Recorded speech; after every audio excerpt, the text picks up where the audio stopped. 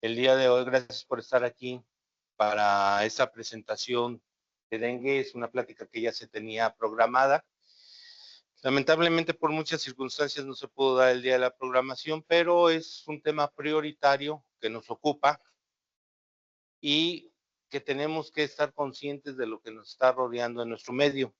Ya se dejaron venir las lluvias y bueno, ya empezamos a tener por aquí algunos casos de dengue en la ciudad. Es parte de lo que está motivando que nosotros nos encontremos el día de hoy aquí. Agradezco al doctor Mateo Parra su disponibilidad y su apoyo para que él nos pueda compartir también parte de su experiencia. Y antes de darle la voz a nuestro coordinador de urgencias y de terapia intensiva, me voy a permitir iniciar con lo que es el panorama epidemiológico de dengue para poder dar pie a la presentación del doctor Mateo. Ah, está el QR para que puedan hacer su registro de su asistencia a esta plática. Sigue, por favor, si la pudiéramos abrir. Esto es lo que estamos encontrando actualmente en nuestro país. Todo este mapeo en rojo que ustedes ven son los casos que estamos teniendo confirmados de dengue, ¿sí? Observen cómo es toda la parte prácticamente el centro del país y el sur, ¿sí? Donde están concentrados la mayoría de los casos de dengue. La que sigue, por favor.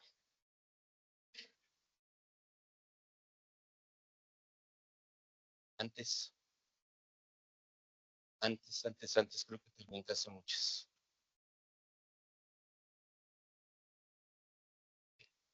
Abre la presentación, ponle en pantalla de presentación.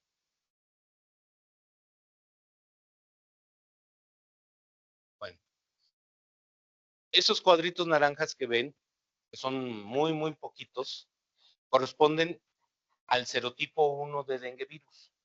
Es decir, es un 2% su distribución en todo el país. ¿A qué sigue?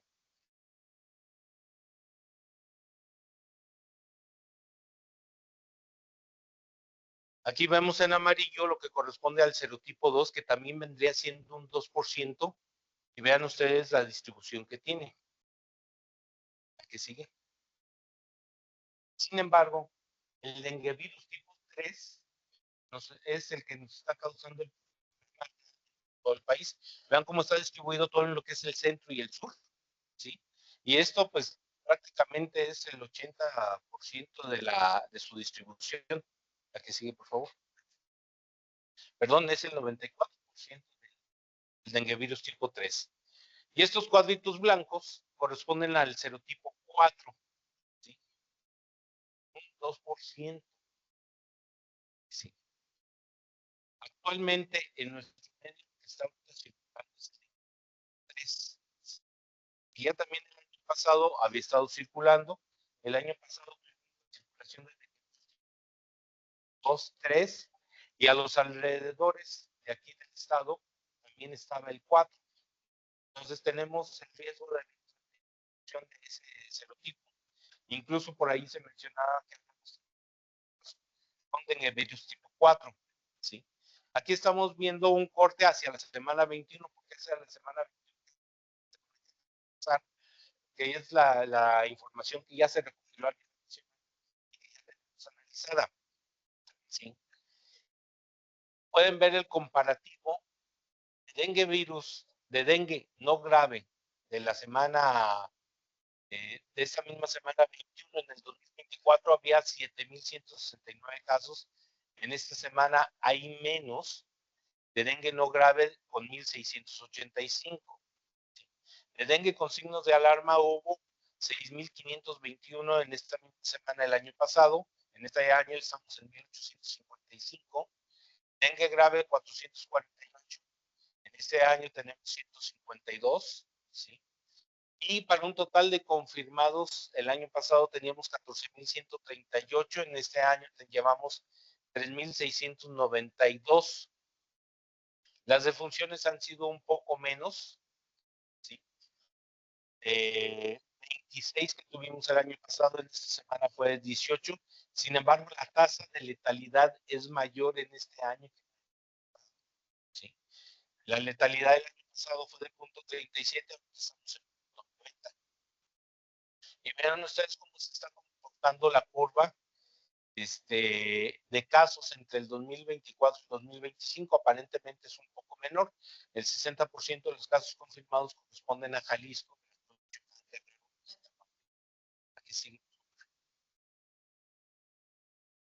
Esta gráfica es un poquito más explícita, pero corresponde a los casos probables entre el 2024 y 2025.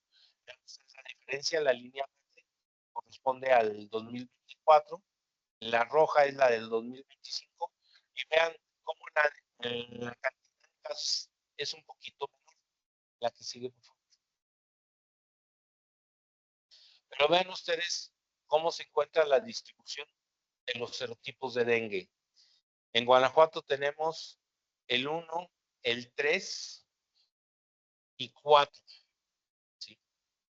Entonces, eso es lo preocupante, porque esta mezcla de serotipos,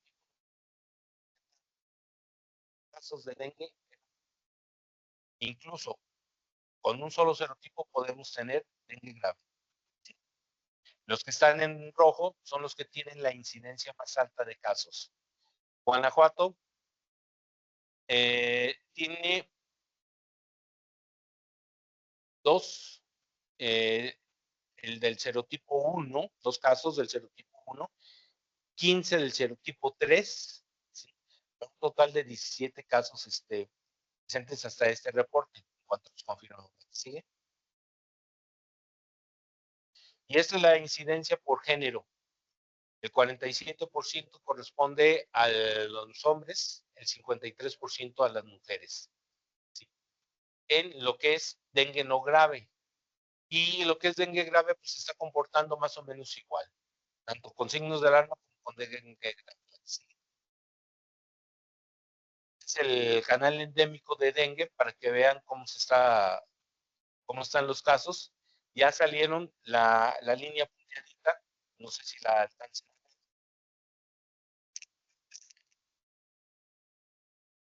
Esta es cómo se está comportando la incidencia de casos. Para los que no tienen información de qué es lo que estamos viendo aquí, bueno, esta es la parte de éxito. Esta es nuestra zona de seguridad, es decir, aquí podemos tener casos, pero podemos decir que todo está controlado. Cuando llegamos a esta zona amarilla, estamos en una zona de alarma, ¿sí? Que nos está diciendo, ojo, se te va a salir de control este problema. Y finalmente, esto, cuando nos rebasa ya la zona de alarma, entramos a lo que es la zona de epidemia. Y esto es una de las cosas que está motivando también la plática. Ven ustedes cómo los casos ya empezaron a salir hacia la área roja y nos está indicando que estamos en zona de epidemia. Sí.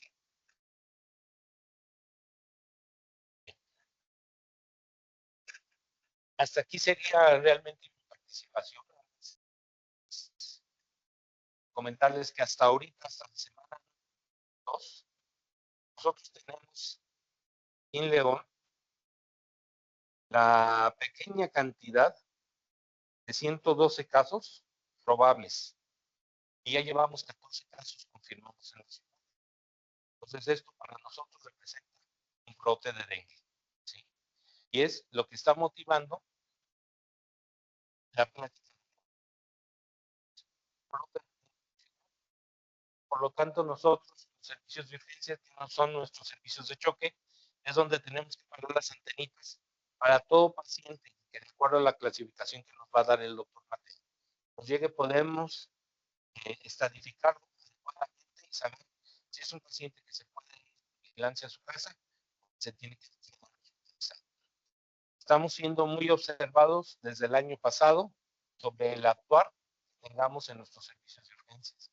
Entonces, por favor, les voy a pedir que le pongamos toda la atención al doctor Mateo, que amablemente nos va a compartir sus conocimientos.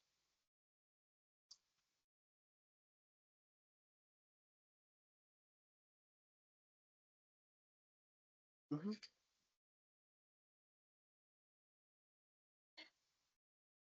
Buenos días. Vamos a ver un poquito de lo que es ya como tal el dengue. El dengue, pues ya vimos que hay varias cosas que tenemos que tomar en cuenta. Lo primero es que el dengue, cuando venimos a la palabra de dengue, no suena algo normal. Y eso porque es una palabra que deriva del suajili y significa una afección que causa principalmente una mal muscular que da por generar rigidez, dolor y convulsiones. Y entonces, en ese tiempo, el dengue daba síntomas muy similares. Entonces, por eso es que se le llamó dengue a un cuadro que tiene esas características, aunque para ellos era causado por un espíritu maligno. Pero bueno, es importante saber que las palabras surgen de algún lugar y bueno, al final las usamos indiscriminadamente cuando tienen un origen que realmente ya no va acorde a la situación actual. Pero bueno, es una forma de ir avanzando. Entonces, esta es la distribución, esta es la tabla que nos regala la Organización Panamericana de Salud y nos habla de cómo está la distribución del dengue a lo largo de la historia. Podemos ver allá en la antigüedad, en los lejanos 1900 y muchos, el dengue era poco habitual, a pesar de que la higiene y la acumulación de líquido también ya era bastante.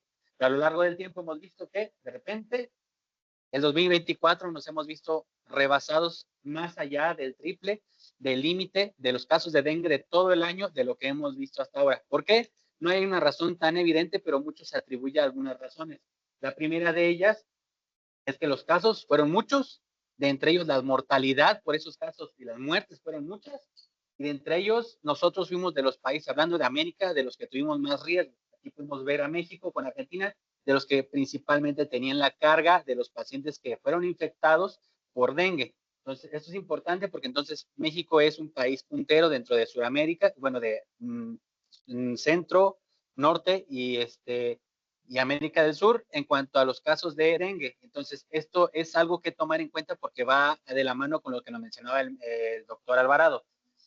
Tenemos un aumento importante de casos de dengue y no sabemos por qué, o eso es lo que nosotros creemos. Esto es las tablas que ya nos habían enseñado. Vimos que aquí está Guanajuato, presumiendo que ya tenemos muchos casos confirmados, 16 según la semana 21. Esto ya, y aquí podemos ver aquí cómo seguimos hacia adelante, cada vez más, aproximadamente 34 ya confirmados como tal. Y aquí la distribución que ya también ya habíamos mencionado. Entonces, ¿por qué está ocurriendo esto? Nos vamos hasta esos artículos. Ahí en los lejanos 2016, 2017 ya se preveía que iba a haber este aumento. De hecho, si nos atenemos a ellos, siempre vamos a encontrar que hay una razón. En este caso, el dengue se ha ido aumentando aparentemente por lo observado por un cambio climático. Es decir, esta es la distribución normal de mosco, específicamente del Aedes aegypti, y esta nos va a ver incrementada con el tiempo.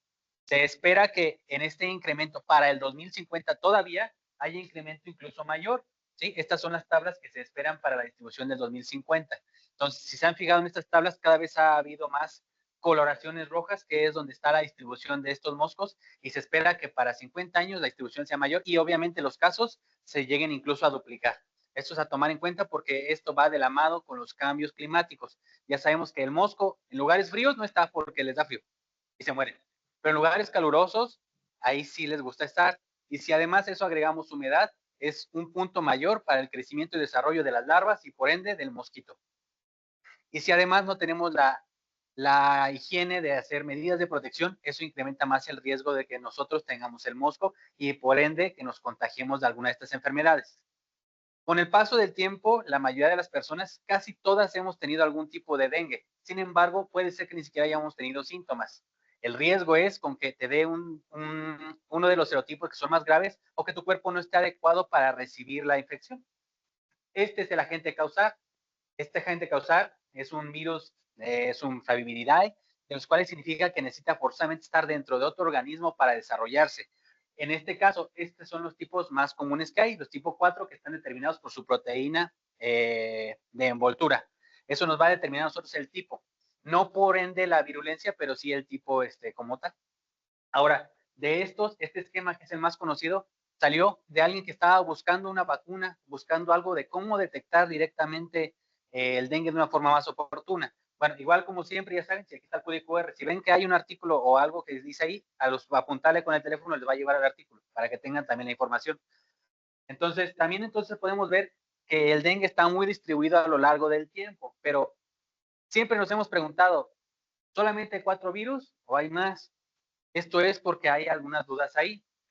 Allá en el lejano 2007, desde la antigüedad, siempre nos hemos tenido el miedo a algo. El virus del dengue se contagia de una persona infectada picada por un mosco a una persona nada más. O esa es la fisiopatología o ciclo biológico normal del mosco. Pero este que es el virus del dengue tipo 5 es el más peligroso de ellos. De hecho, hasta ahí en el 2007, cuando se descubrió, se tenía miedo de él y por eso no se le ponía dentro de los serotipos comunes. ¿Por qué? Porque este virus puede picar a cualquier otro animal, contagiarlo, darle una infección similar al dengue y luego contagiarnos a nosotros. Entonces, este vector agregado o este reconocer que existe hablaría de un problema de salud pública mucho mayor. Porque una cosa es que los humanos nos infectemos entre nosotros, pero otra cosa que un perro me infecte puede ser algo más complejo. Entonces, por eso es que hasta ese momento no se había reconocido. De ahí adelante, en el 2013, 2014, se reconoció como que sí era un subtipo del dengue, pero todavía se pone con un asterisco, como diciendo que no es algo de vigilancia. Sin embargo, aquí podemos ver que este virus sigue siendo algo peligroso y sigue siendo algo de vigilancia, pero no hay tipos específicos para descubrirlo. De entre esos, por ejemplo, el laboratorio voy a dar aquí un golazo, pero el laboratorio de Chopo sí te puede detectar el tipo 5. ¿Por qué? No sé, pero viene entre su catálogo, que es bastante curioso, ¿no? Porque al final no es un virus que estemos familiarizados o que estemos buscando de forma intencionada. Pero bueno, ahí está, existe y sí puede ser riesgoso. Su incidencia es mínima, es poca su distribución, pero ahí está. Ahora, ¿cuál es el ciclo normal? Aquí es como siempre hemos visto. ¿Qué fue primero? ¿El mosco o el humano?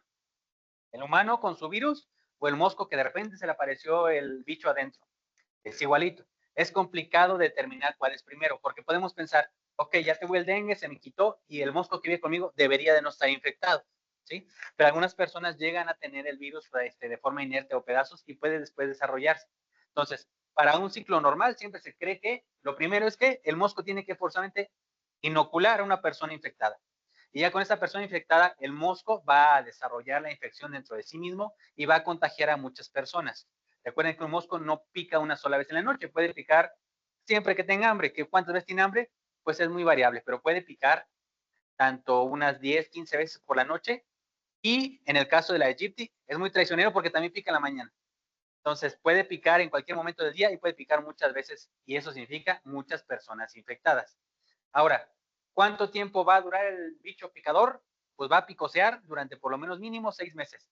Es un ciclo de vida normal. Entonces, desde su vida de larva hasta que crece, hasta que desarrolla el virus ya totalmente infectado para poderlo transmitir, son 14 días. A partir de ahí tiene 6 meses muy a gusto para andar infectando gente. Entonces, por eso es que su distribución es muy amplia.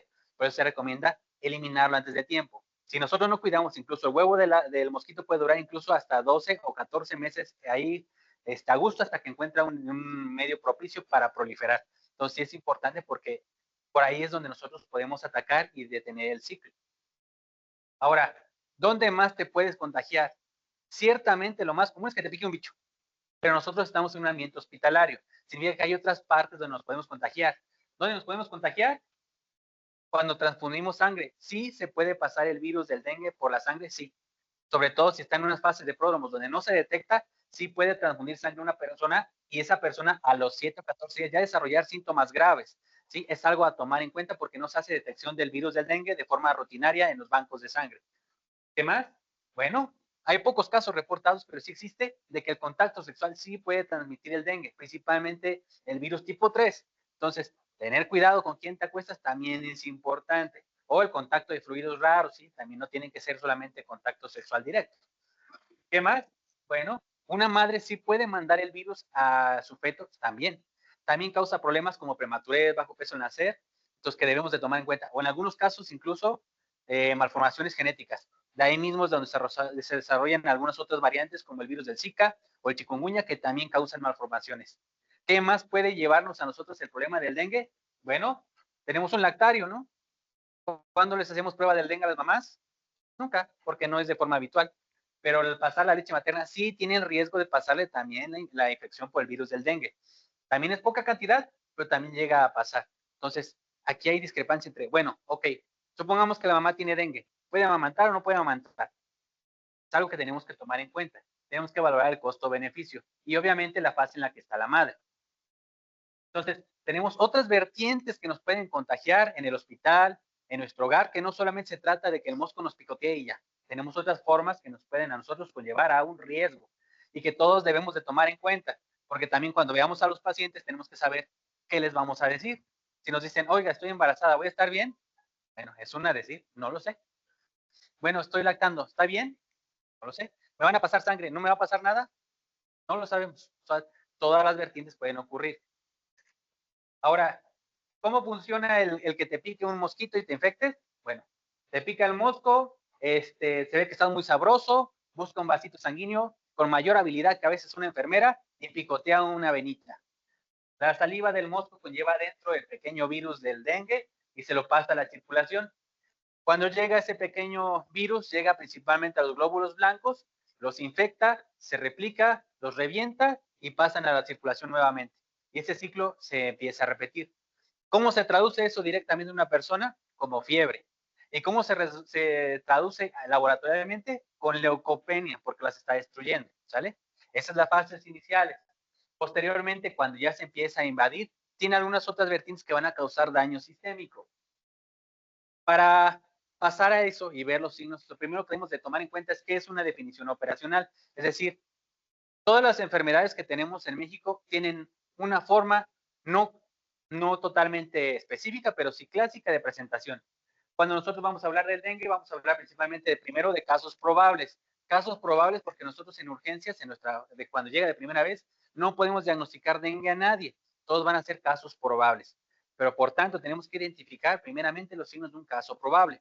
¿Cuál es un caso probable? Es una persona que en los otros 14 días previos, antes del inicio de los síntomas, haya viajado, donde esté el virus de forma ampliamente distribuida y que presente fiebre de cualquier temperatura. Recuerden, es diferente tener hipertermia, tener fiebre, son cosas diferentes, ¿sí? Hay que recordar que eso es muy distinto. Y de entre ellos, por lo menos 2 o más de estos síntomas. ¿Cuáles? Náusea, exantemia, dolor de huesos, como le dicen los pacientes, dolor de cabeza que te pica detrás del ojo, que te aparecen puntitos en cualquier lugar de forma inexplicable, o cuando la enfermedad te está poniendo un suero, que te pone el torniquete, a los 5 minutos pueden aparecer puntitos. ¿Cuánto? Por lo general, por cada minuto que tú dejes el torniquete debe aparecer una manchita, ¿vale? Entonces, ¿cuándo se considera positivo? Cuando después de 5 minutos aparecen más de 5. Sencillo, ¿no? Y como les decía, cuando ya viste que lo dejaste un rato y le tomaste una biometría y sale en leucopenia, ya son signos para nosotros dar directamente eso. Entonces, de aquí, no todos son clínicos, pero la mayoría son algo que no buscamos de forma intencionada. Entonces, debemos de tomarlo en cuenta para partir de ahí. Ahora, en niños pequeños, no importa cuál sea su circunstancia, si es una fiebre que no podemos explicar y vemos que la fiebre no cede y no y tiene el antecedente de haber viajado, ese puede ser dengue, así de sencillo. Ahora, cuando tiene signos de alarma, los signos de alarma son muy claros.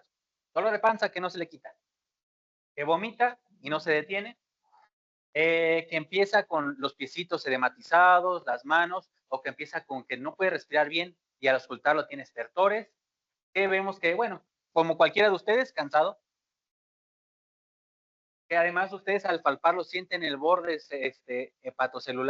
hepático más allá de 2 centímetros, es decir, una hepatomegalia a lo mejor grado 1 o grado 2, que por alguna razón la hemoglobina empieza a subir, sin embargo su calidad puede empezar a bajar. Vamos a encontrar que tienen poliglobulia, pero por lo general la forma que tienen es con un volumen mayor al normal. Entonces van a encontrar una macrocitosis, pero sin anemia. Y vamos a encontrar plaquetas por debajo de 100,000. Eso ya nos habla de un paciente que tiene signos de alarma. Y por lo general, cuando vemos esto, no importa que no sea dengue, se tiene que quedar hospitalizado, ¿sí? Por lo menos a tomar estudios complementarios y vigilancia. O lo más complicado, todavía no sé qué es dengue, pero es un paciente que sus signos vitales no se mantienen, le falta el aire y no sé qué tiene, pero parece que se muere. Entonces está grave, hay que dejarlo internado también, ¿sale? Ahora, todavía no sabemos qué es dengue, tiene algo, pero no sé qué. Entonces, cuando llega un paciente como este, a lo mejor podemos diagnosticarlo de forma inmediata como que tiene un choque hipovolémico o a lo mejor hemorrágico porque tiene un sangrado activo. Entonces, todo eso tiene que pasar de forma inmediata y quedarse hospitalizado. Pero recuerden, todavía no sabemos si tiene dengue.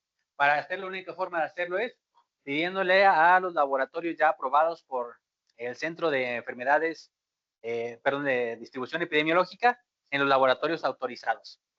Entonces, ¿cuál es tu laboratorio favorito? Pues bueno, eso depende de muchos factores, pero el que nosotros tenemos aquí siempre lo mandamos al laboratorio estatal. Si el laboratorio estatal nos dice que tiene dengue, tiene dengue. ¿Cuánto tiempo tarda en salir el estudio? Puede variar de 48 a 72 horas. Así que no podemos esperar a tener el resultado para empezar a tratar al paciente, pero podemos seguirlo clasificando como caso probable. Por eso cuando ya hablamos de que ya tiene como tal, va a ser exactamente lo mismo que estos, nada más que sin el probable. ¿Sí? Entonces va a ser un caso de dengue con datos de alarma, sin datos de alarma, un caso de dengue grave. El tratamiento para ellos va a variar un poquito. La detección es muy importante. A lo largo de nuestra vida, nuestro cuerpo tiene algo que se llama inmunidad innata y inmunidad adquirida. Cuando es la inmunidad adquirida, significa que nosotros nos llega cualquier bicho y nosotros empezamos a secretar algo contra él. El más común o la primera que se libera es la más grande, la que tenemos, perdón, la más pequeña y la que tenemos distribuida en todo nuestro cuerpo. En este caso es la IgM. La IgM es la primera que se eleva y es la primera que sale al rescate cuando tienes una infección de la que sea. Sí, aunque sea tu primer día con la chica bonita de los ojos bonitos de la esquina, si es VIH se va a elevar IgM. Si es tu primer día que te picoteaste con un mosquito de malos ojos, la que se eleva primero en la hepatitis viral de cualquier tipo es la IgM. Si es tu primer día en el que estuviste en el reventón con tus amigos, si estaban de tosientos, la que se va a elevar en el COVID, en la influenza, siempre va a ser IgM. Siempre, siempre, siempre. Entonces, por ende, en el dengue, ¿cuál se va a elevar primero siempre? La IgM, porque es la que tenemos más. Sin embargo, la que se detecta con mayor facilidad o la que existen placas de seguimiento es la IgG, porque la IgG es ya cuando tu cuerpo ha desarrollado una actividad inmune y se está defendiendo, entonces causa, ya puede llamar una más grandota, por así decirlo, que puede captar más virus. En este caso es la IgM. La IgM es la que nos va a dar sobre todo lo que es la memoria, que aparece después de los 7 días. Entonces, cuando es de primera inicial, la IgM es la primera que puedes detectar. Después de 5 o 7 días, de que vas a encontrar más o vas a más o menos a la par, es con la IgM. Pero también la puedes encontrar directamente, tú haces un piquete, le tomas una prueba de como la glucometría y la pones aquí.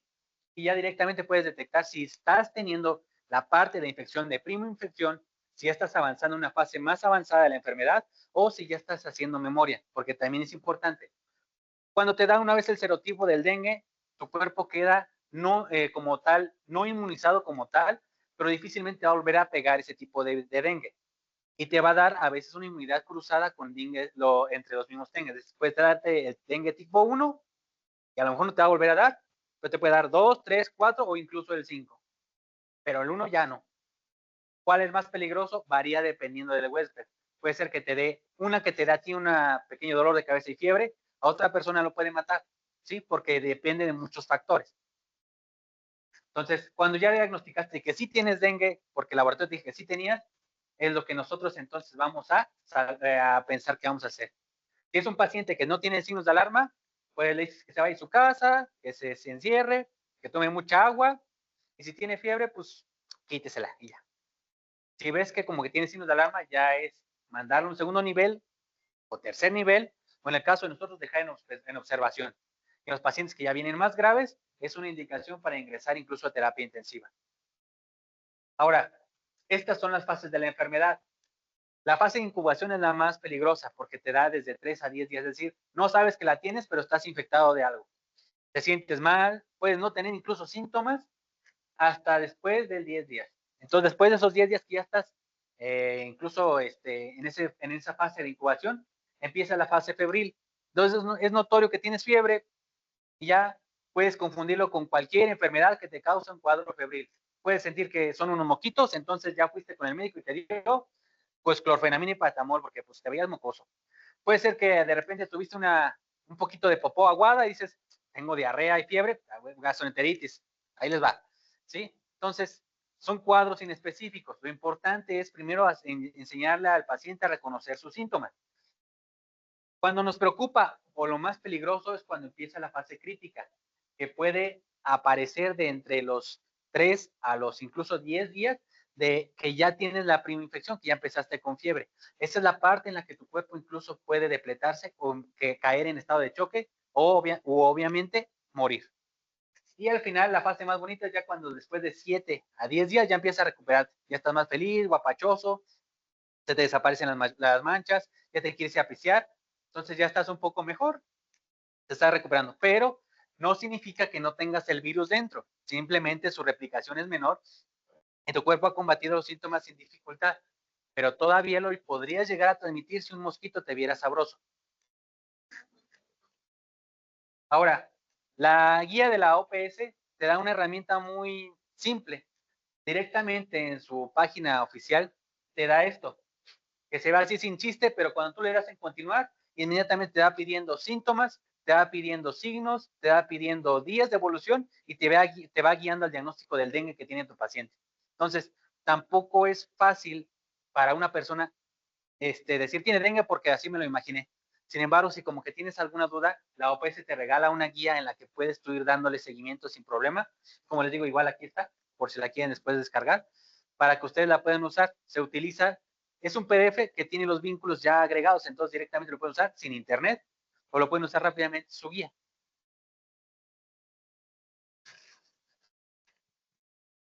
¿Ya? Bueno, esta guía se hizo de primera instancia en el 2021. Se fue actualizando y la última función es la del 2024. Ahora, esta es la tabla que nos da también esta guía y te lo marca en grupos. Te marca grupos A, B1, B2 y tipo C. De todos estos, el grupo 1 es el que es el más sencillo de tratar, pero es el que es más fácilmente complicable porque como están unos síntomas inespecíficos, puede ser que tú lo detectes en servicios de urgencias y digas, este paciente está bien, está estable, pero que a los pocos días, 5 días, 7 días, que ya cuando empieza la fase crítica, de repente termine chocado en terapia intensiva, ¿sale? Tu actuar no estuvo mal, sin embargo, el paciente fue aumentando sus síntomas debido a el momento en que lo encontraste en la parte del ciclo y por eso se complicó. No hay tanto problema siempre y cuando hayamos identificado que era un caso probable de dengue, que se transformó, sí, pero primeramente hay que identificar correctamente si tiene o no tiene datos de severidad. Entonces, ya vimos esto que está así, una fase de incubación, una fase febril, una fase crítica y una fase de recuperación.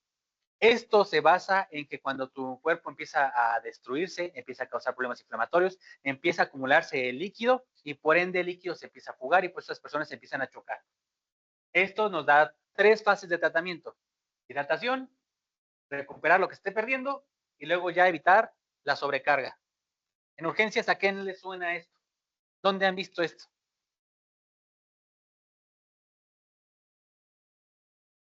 ¿No? ¿Seguros que no lo han visto nunca? ¿Sí? Bueno, ahorita la vamos a ver. Porque esto, para los que están en urgencias, por ejemplo, esto es, al verlo inmediatamente debes pensar en ello, pero ahorita se los voy a enseñar. Bueno, en el caso del paciente que es un paciente que tiene síntomas de dengue, pero es un dengue no grave, porque no tiene signos de alarma, es un paciente que se puede ir a su casa. ¿Qué le vas a decir a tu paciente en casa? No te levantes de la cama, como cualquier día que antes de venir a trabajar, come lo normal. Algunos recomiendan, como la OPS dice, que dieta normal. Sin embargo, las guías de hematología dicen, un paciente que tiene probable dengue es un paciente que debe tomar una dieta blanda, sin bordes, ni comida cruda. Eso lo recomienda la guía de hematología 2023. Pero la OPS dice dieta normal. Eso dependerá de cada uno de ustedes. Sin embargo, recuerden que cuando damos un tratamiento, tenemos que decir, nuestro tratamiento basado en, para nosotros darle seguimiento. No podemos jugar a esto de esta guía, esto de esta guía. Seguimos una guía, la guía es completa. ¿Sale? Y obviamente líquidos, muchos líquidos, de preferencia líquidos. Pero obviamente cuando le dices toma mucho líquido, es no Powerade, no Gatorade, no Electrolit, no sueros, no agua mineral, nada carbonatado. Todo eso está contraindicado. ¿Sí? Eso es obvio porque cuando ustedes van a comprar, por ejemplo, un Electrolit, dice no tomes si no hace ejercicio. ¿Ustedes han fijado que tiene esa estampita? Eso es porque el líquido que pierdes al correr no es el mismo que pierdes cuando estás sudando o cuando tienes diarrea o cuando vomitas. Por eso está contraindicado. Se recomienda el suero normal que damos o dábamos en Secretaría de Salud, el que dan en el listo del seguro. En la antigüedad tenía un bebé pintado. Ya los últimos que yo vi ya no tenían ningún dibujito bonito. Se veía algo aburrido, pero es el que había. Pero los electrolitos que tiene son similares a los de dentro de nuestro cuerpo, son similares al plasma. Entonces, al ser muy similares, evitan que nosotros tengamos una sobrecarga de electrolitos y también evitan que perdamos más de algunos. Entonces, es el más recomendado.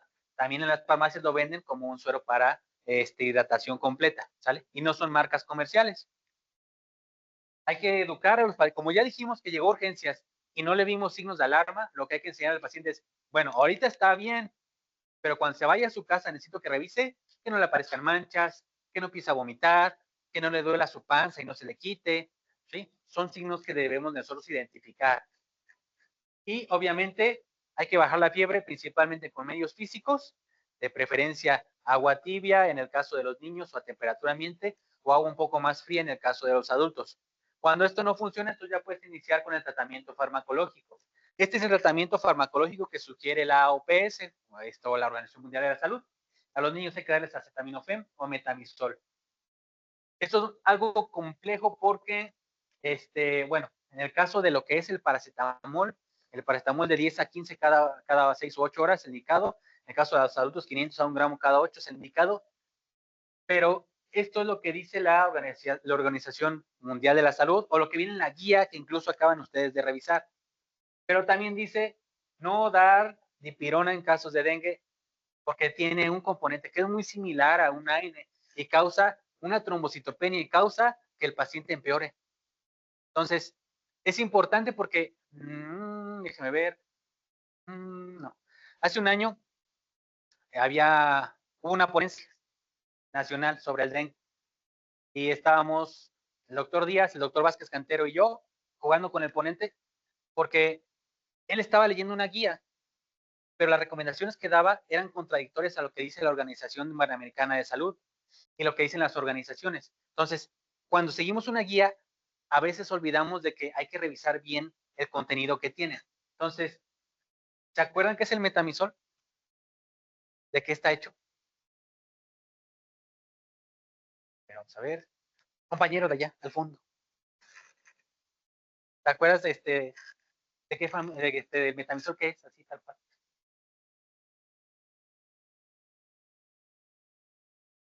¿Pero para qué sirve?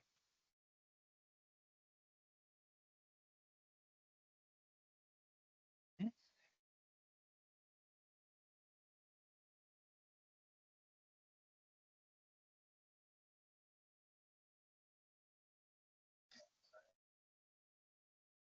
Uh-huh. Está bien. El metamizol es un medicamento que algunos lo conocen como dipirona, que es un componente muy similar a un AINE, pero no es antiinflamatorio, que es algo que siempre tenemos mal. Lo que hace en el cuerpo es que dilata los vasos sanguíneos, por eso que disminuye la temperatura al hacer que las manitas de la vía más periférica se dilaten, hay más sangre, la refresca y regresa al cuerpo más a temperatura normal. Bajo ciertas condiciones puede bajar la presión, baja de entre 5 a 10 milímetros de mercurio la tensión arterial media, nunca más de eso. Esto realmente no sirve como para bajar la presión, pero sí influye sobre la cascada de la coagulación y sí puede causar que haya algo que se llama trombocitopenia. Por eso es que algunos ponen este anuncio en grande. Aunque algunas guías lo marcan, otras guías lo contradicen. En mi caso, en el mío, yo prefiero no darlo porque es un riesgo. Y porque también he visto a lo largo de la práctica que cuando tú le das metamizol a un paciente que supuestamente no le va a pasar nada, le aparecen petequias o se complica. Entonces, aunque lo encuentren en una guía, yo siempre recomiendo no usarlo. Entonces, ¿qué le vamos a dar? Agua, mantenerse tranquilo y paracetamol. Y ya. Entonces, ¿qué dicen? El clásico, me mandaron con paracetamol. Pues sí, eso es lo más indicado. El ibuprofeno también está contraindicado. Todos los medicamentos, los esteroides, cualquier otro AN, naproxeno, diclofenaco, todo está contraindicado porque puede agravar el cuadro. Ahora, ¿qué es esto? Niños de allá, ¿qué es esto?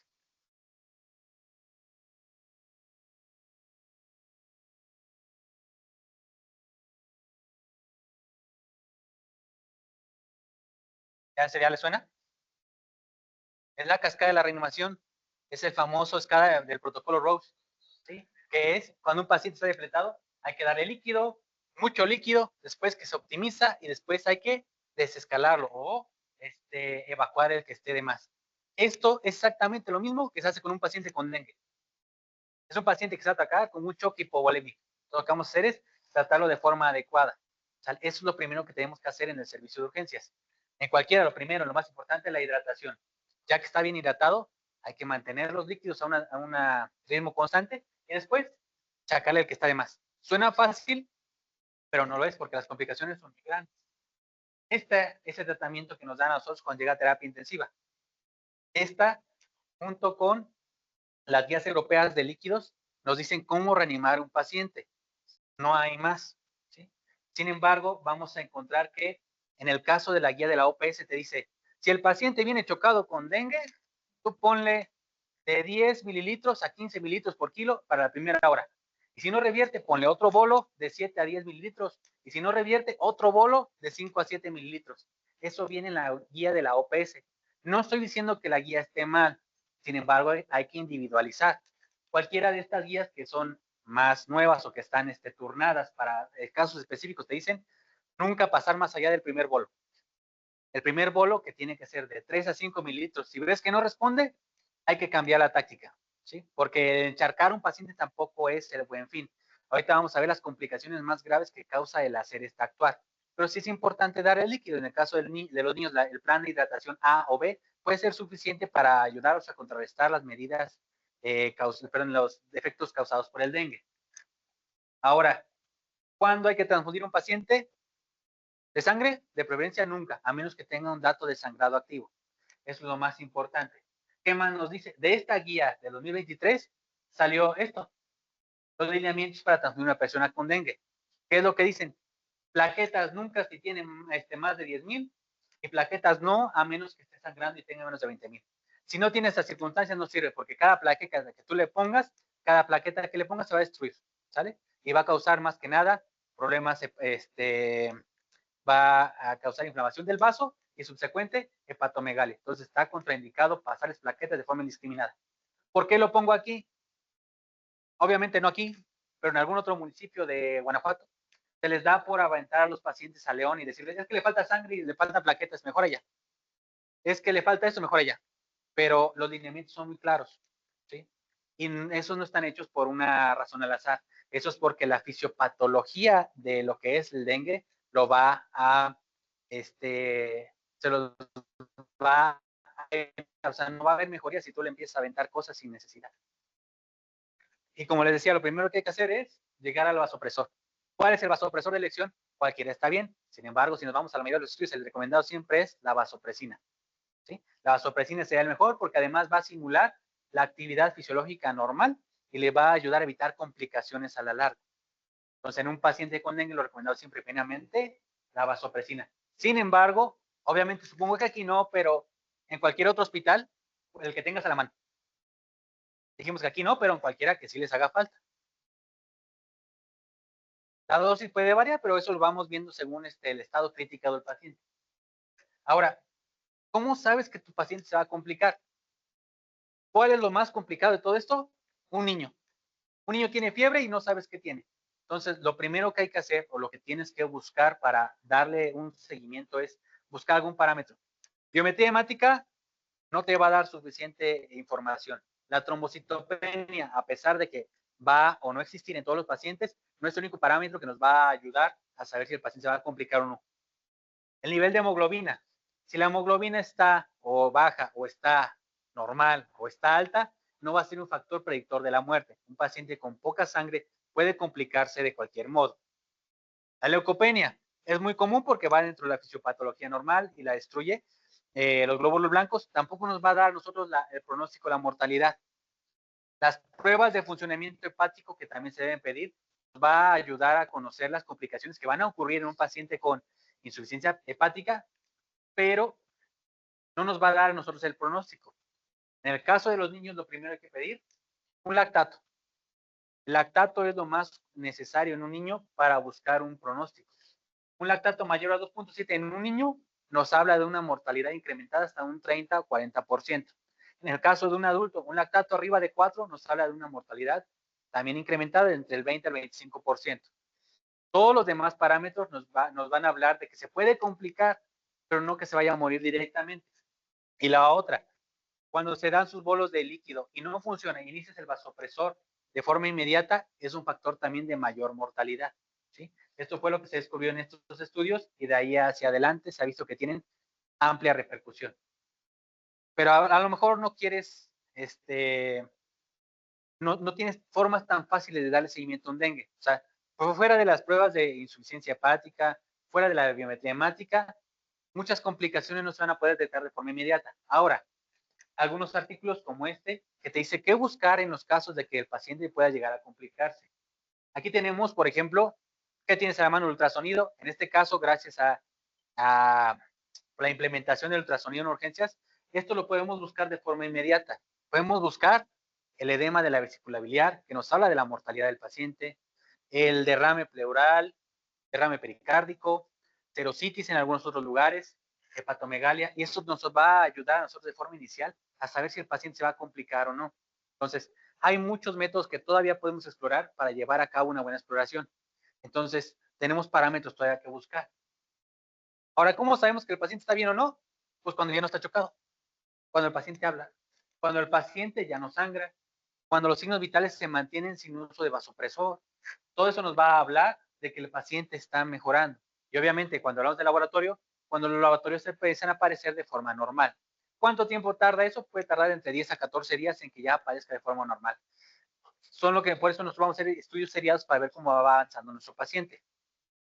Entonces, hay mucho que hacer, hay mucho que buscar, pero necesitamos nosotros darnos la pauta o darnos el tiempo para poderlo observar. No podemos preverlo todo, pero siempre hay que dar datos de alarma. Y obviamente si le decimos a los pacientes, bueno, ok, puede ser que tu mamá tenga dengue, puede ser que tú no la tengas, pues entonces hay que enseñarles a cuidarse. Sobre todo ahorita en temporada de lluvias, que hay encharcamientos, pues necesitas usar repelente, la descachirrificación, que también viene indicada en la OPS para evitar la propagación, la fumigación o incluso el uso de repelentes también es una indicación. Sobre todo si ustedes saben que corren el riesgo o viven en una zona endémica, es importante. Conforme avancen las semanas van a encontrar que va a haber colonias que son detectadas ya directamente por epidemia, que son más riesgosas que otras. Esas son en las que nosotros nos debemos de enfocar. Y si casualmente es una donde vivimos, pues si ya está ahí, ustedes viven ahí y no se cuidan, pues el riesgo se incrementa. Y sea todo.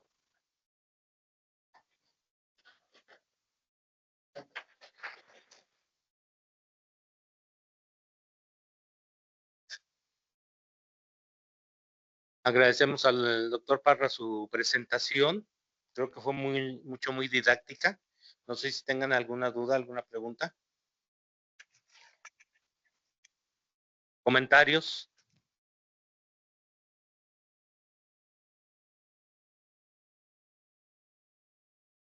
Para redondear un poco los comentarios que hizo el doctor Parra.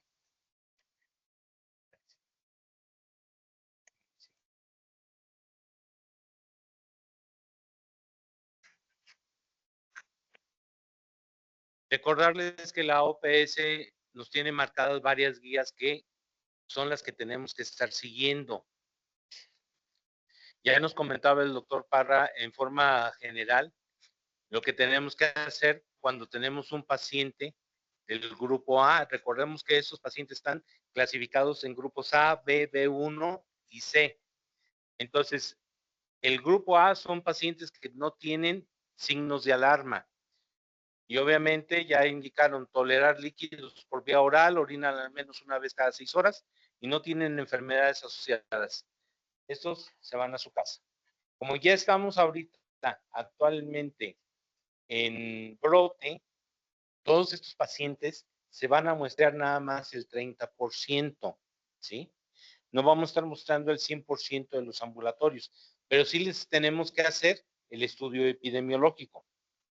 Todos estos pacientes van a una base de datos nacional, tanto los que se muestran como los que no se muestran. Ya les comentaba el doctor Parra que en los primeros 5 días se toma la muestra. ¿Qué pasa con esta muestra? Esta muestra se va al laboratorio estatal, que es el autorizado aquí en León. Y si hay alguna duda con el diagnóstico, esa muestra se va hasta el INDRE.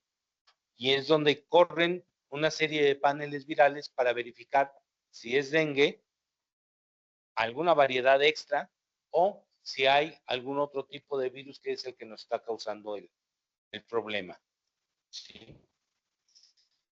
Hay laboratorios que están actualmente que están certificados por el INDRE y las pruebas son válidas como si se hicieran en el Laboratorio Estatal de Salud Pública, ¿sí? Sin embargo, aquí en León, hasta ahorita las pruebas que se aceptan son la PCR del laboratorio estatal. ¿La que sigue?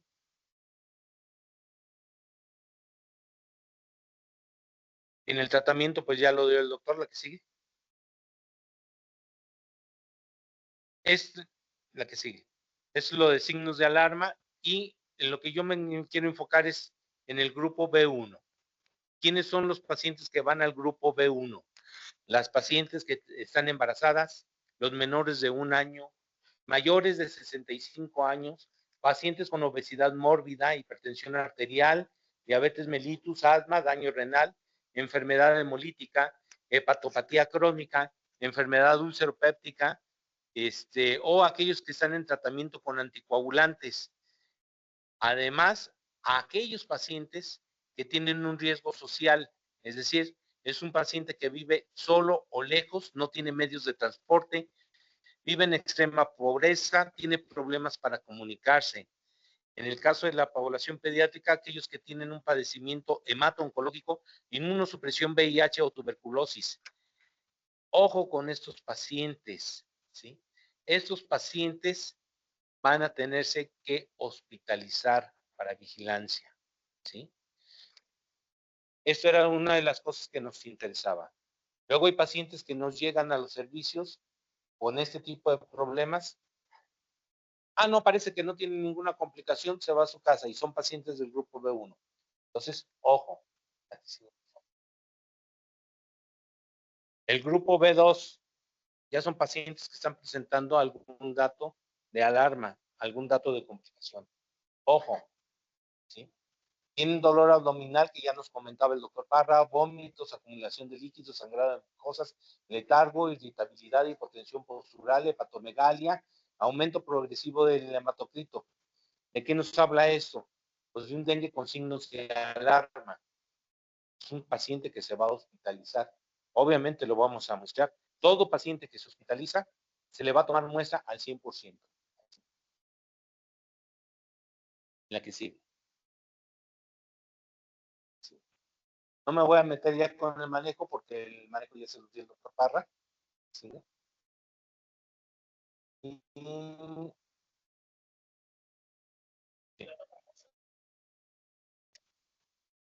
lo que necesitamos es suero. ¿Sí? Entonces, generalmente nos piden de 3 a 5 mililitros de suero para poder realizar una PCR. ¿Sí? Entonces, esto es lo que necesitamos para poder estar estadificando a nuestro paciente. Estar viendo si realmente, sobre todo en los graves o en todos los hospitalizados, si es un dengue lo que estamos viendo o no. ¿Sí? Recuerden que son pruebas con un perfil epidemiológico, no son realmente de diagnóstico. ¿Sí? Por eso es que en los ambulatorios nada más se muestra el 30%. ¿Por qué el 30%? Porque eso nos da un panorama de qué tanto está circulando el virus en el medio. ¿Sí? Sin embargo, en los que están graves, allí sí se muestra el 100%. Allí sí nos interesa saber si de los 100 que entraron al hospital, los 100 tenían dengue y qué variedad o no. ¿Sí? Bueno.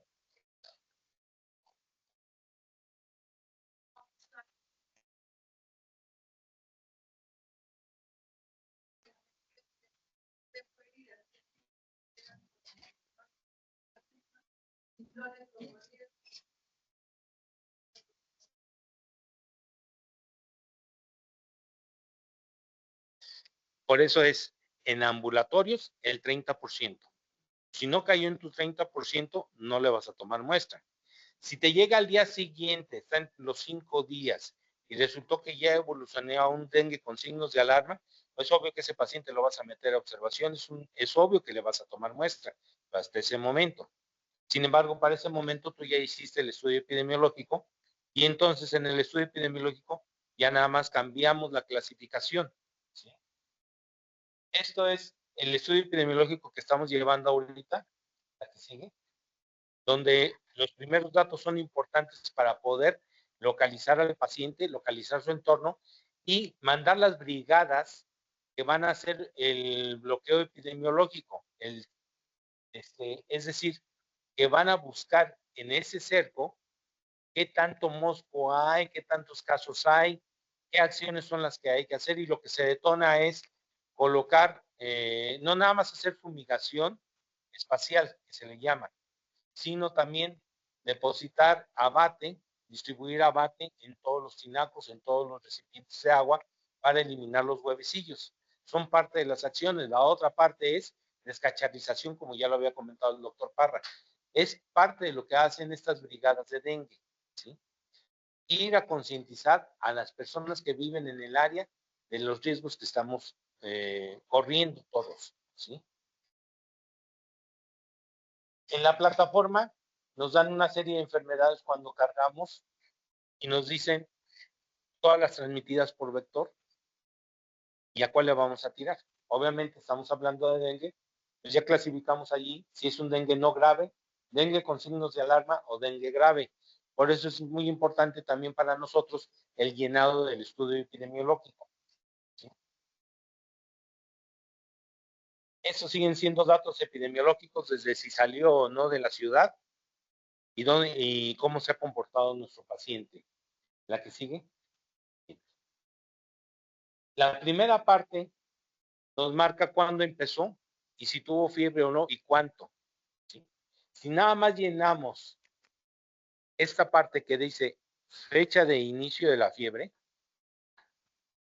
estamos hablando de un dengue sin signos de alarma, de un dengue no grave. Pero ¿qué pasa si nosotros llenamos esto? Bueno, tenemos que poner aquí cuándo inició la fiebre y acá cuándo iniciaron estos signos. Entonces ya estaríamos hablando de un dengue con signos de alarma. ¿Qué pasa si empezamos a marcar las otras casillas? Bueno, si marcamos las otras, hablando de un dengue grave, ¿sí? Y esto es parte de lo que luego se fijan cuando vienen a supervisarnos. Es que marcaste esas otras casillas y lo estás clasificando como un dengue con signos de alarma, pero tú estás diciendo que tiene dengue grave. Entonces, ojo con lo que estamos llenando, ¿sí? Es muy, muy importante porque depende de eso también las acciones que estamos detonando.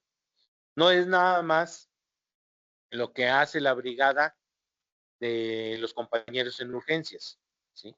Es decir, el médico, la enfermera, los que están atendiendo allí al paciente, no son nada más esas acciones, sino que una vez que ya tenemos el estudio epidemiológico, ¿sí? Esta parte, dengue grave, estamos activando, detonando una serie de acciones externas al hospital, ¿sí? Donde son muchas las gentes que se van a estar movilizando. Movilizamos a los laboratorios, movilizamos a las brigadas de dengue, movilizamos a las jurisdicciones, ¿sí? Y movilizamos todo un sistema de urgencias para atender a un paciente con dengue grave. Entonces, ojo con lo que llenamos, ojo con lo que reportamos. Todos estos datos llenados porque son vitales para estadificar al paciente y para darle el seguimiento al paciente, ¿sí? No sé si hasta ahorita tengan alguna duda, algún comentario. Bien. Hay dos cursos, el curso de Educats, perdón, y el curso de la OPS. Ya algunos lo realizamos el año pasado. Los que no lo hayan realizado, por favor, entren a estas páginas y hagan estos cursos, ¿sí? Les van a ser de mucha, mucha utilidad. Aquí realmente nada más les dimos una pasadita de lo que es dengue, pero la realidad es que saber de dengue, analizar dengue, es un panorama, es todo un mundo, es maravilloso, desde el punto de vista inmunológico, desde el punto de vista fisiopatológico, todo lo que va sucediendo en el paciente. Entonces yo les invito a que realicen el estudio, les van a pedir las constancias, así es que de todas formas háganlo, las dos, tanto el de Educats como el de la OPS, ¿sí? Entonces, para que hagan por favor esos dos cursos, ¿sí? No sé si hasta ahorita tengan alguna duda, alguna pregunta. Bien. Por mi parte sería todo y ya nomás nos quedaría realizar el examen post plática, ¿sí? Muchas gracias.